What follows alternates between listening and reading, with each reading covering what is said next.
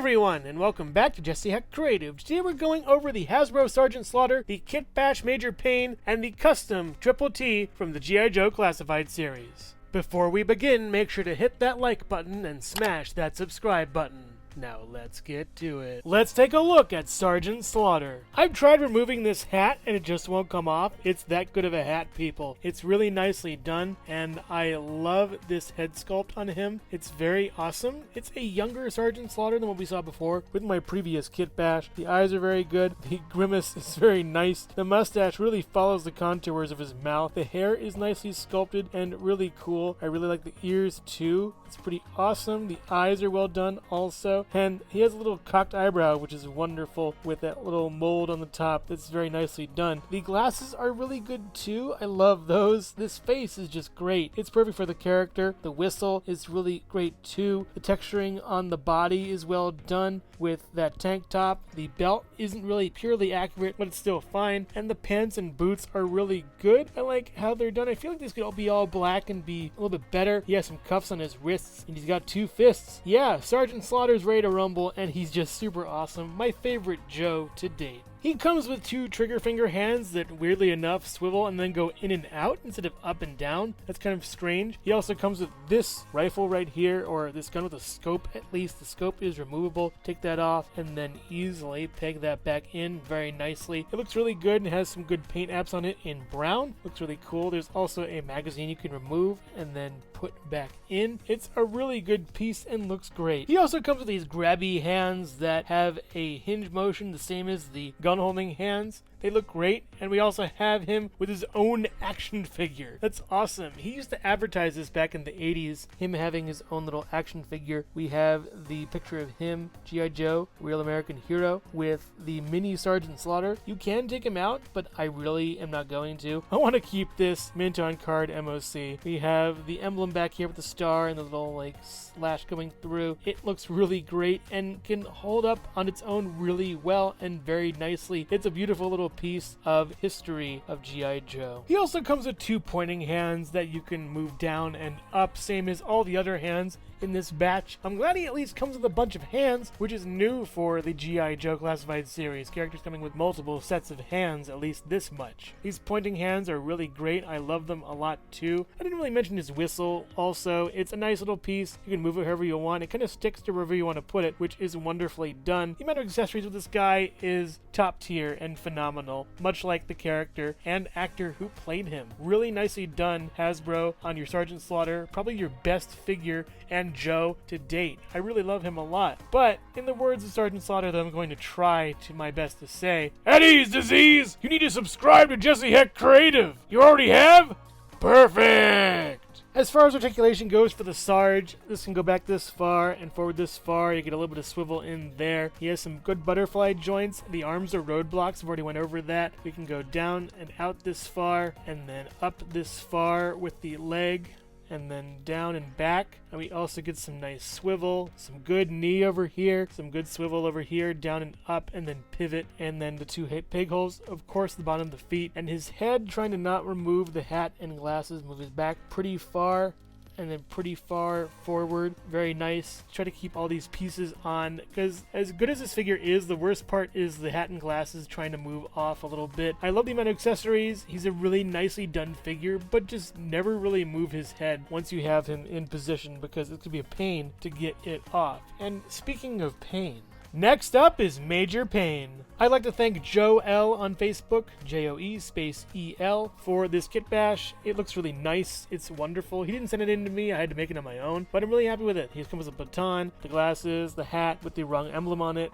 and a whistle, and it's just Kitbash pieces, and I'm glad I got him because I have a Tiger Force Gung Ho now using the torso from the Slaughter I was going to change up and fix. But Major Payne looks pretty cool. You can't really tell that he's roadblocking out behind those shades. He looks very nice. I'm like the camo going down all the way to the bottom. Looks wonderful, and it's a really nice looking figure, and it's pretty cool and good to have sort of a partner in crime, or at least a partner in general for Sergeant Slaughter to help boss people around with and train them. This guy looks looks really cool. I'm happy. Here's the Kitbash Sergeant Slaughter versus the Hasbro Sergeant Slaughter. This one's back for my birthday review. Thank you guys for all the messages and love, by the way. I really appreciate it. And the views. That's excellent on that one. Keep it up. I did kitbash this one. I kept the torso, everything up from that, and then the boots, and just swapped the pants, and kept some of the accessories, and it looks great, but it does not compare that well, I think, in muscle to the Hasbro one. So maybe I'll use one for the current Sergeant Slaughter in this time period, and the Sergeant Slaughter from the 80s, which works out pretty well. I don't really want to ever lose a kitbash because they're always valuable in my heart. These two look really good together though. They're nice. Sergeant Slaughter stands at just under 6.5 inches tall, while Major Payne stands at just over 6 inches tall by a little bit. They look good together, and I can't wait to see them boss around those Joes and get them into shape for fighting Cobra. And also here's Jesse Heck Creative.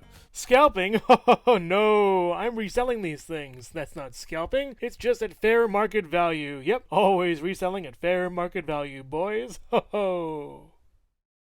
Hello everyone, and thank you so much for watching so far. Make sure to click like, subscribe, share, and leave a comment. You can also click the bell icon for more creativity. Now let's get back to it.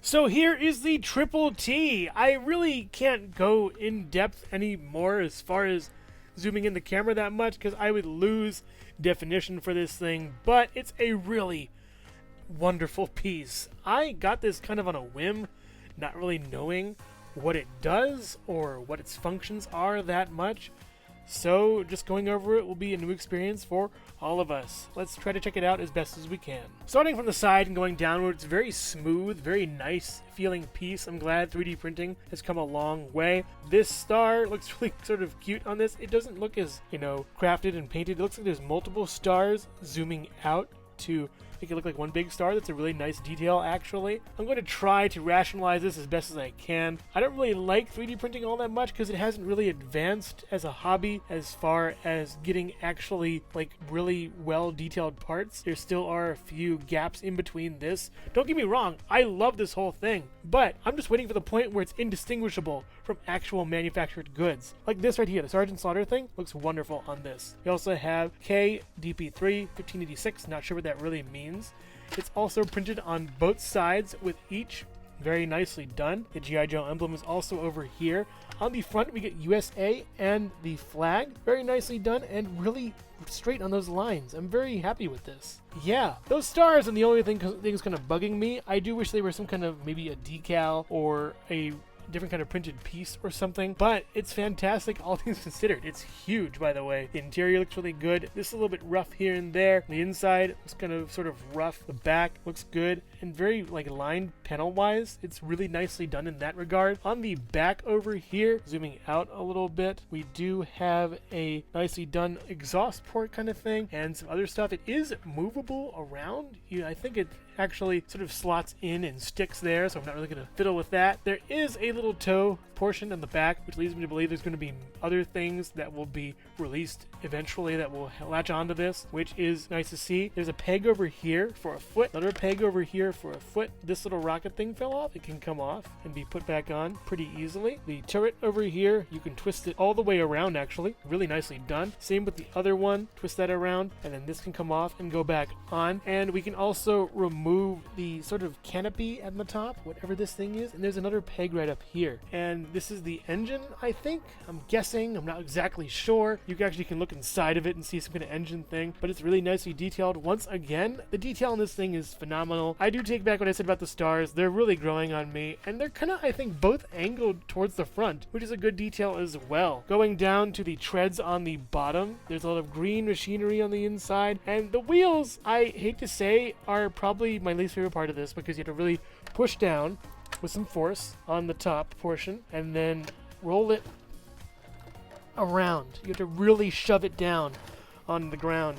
And sometimes the wheels will work, sometimes they won't, but it does look impressive when standing still. The wheels are made of multiple pieces, I believe. They are kind of popping in and out a little bit. That could be improved on a future release, most likely. Also, this tread kind of pops up a little bit. Having this maybe slope down a little bit to catch it and keep it down and aligned with everything else would be nice. On the other side, I think one of the wheels actually fell off in the meantime, so that's kind of a shame. Trying to pop that back on. There we go. It kind of pops in a weird way and then might pop off eventually later on. That's something I'll have to look at that later. And also the treads can move to the inside of this. But it's a really nice piece, don't get me wrong. I'm very happy with this Triple T. I just do wish it was a little bit more manufactured to a way it would really like be indistinguishable from something that is not 3D printed, or at least something that is a little bit better engineered with those treads. That's my only issue with this, but everything else is really spot on. I'm getting used to some of the details that are a little bit, you know, not as good, and focusing on the things that make it really nice. Like the fact that it is 6-inch scale and you can fit in Sergeant Slaughter into it, moving those little, you know, leg pieces down, moving him around a little bit and pushing him into the bottom. He sits pretty well over here, and having him sort of, you know, move whatever controls would be over here are very nice. I like this a lot. How you could have him in here, maybe like, you know, typing on whatever kind of computer's down there or something, or maybe having him crouched down and hunched over a little bit. That's even better, having him hunched over. But this is really great. Having him in the Triple T, super nice. I'm really happy with this. It's very well done. It came to me in great condition. Sure, the wheels fall off sometimes, look kind of weird, but make no mistake, this Triple T is fantastic and wonderful and beautiful. It does stand at a height of around 8 inches tall or so, maybe 7.5, I'm guessing by my measurements. Also at around 8 inches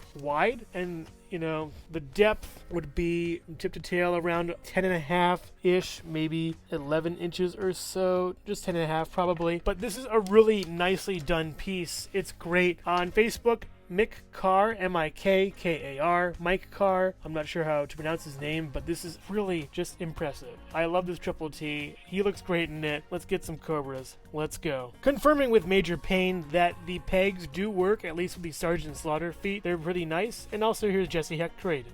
What is this?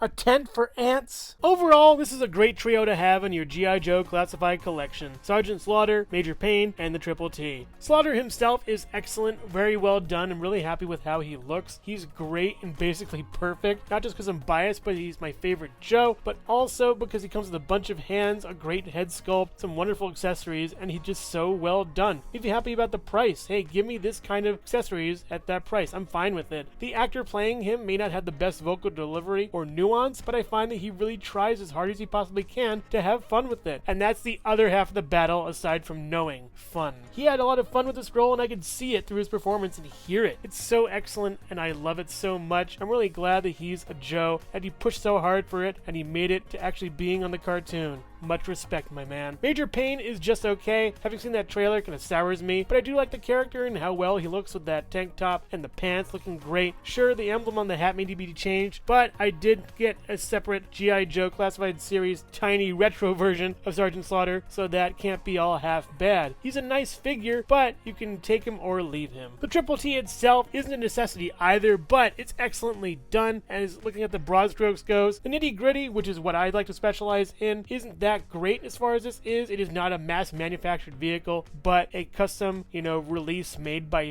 one person. Sure, there will be some minor defects and minor paint issues, but as a whole, it's expertly done and really nice. I like it a lot. Sure, the treads aren't as great as they could be, but what can you expect? I am happy with it. It looks really cool. I just want to get the BET now. That would be amazing and would be a nice compliment to this, and also for the movie, because I feel like Classified Series is going to make more movie stuff as time goes on. I'm very happy with these figures. They look great. Definitely pick up Slaughter, maybe pick up Payne, and if you want, pick up the Triple T. It's well worth it. Thank you so much for watching Jesse Heck Creative. Feel free to click like, subscribe, share, or leave a comment. You can also visit us at jesseheckcreative.com, where you'll find more reviews like this one. Thanks again for watching, and keep being creative. Stay tuned.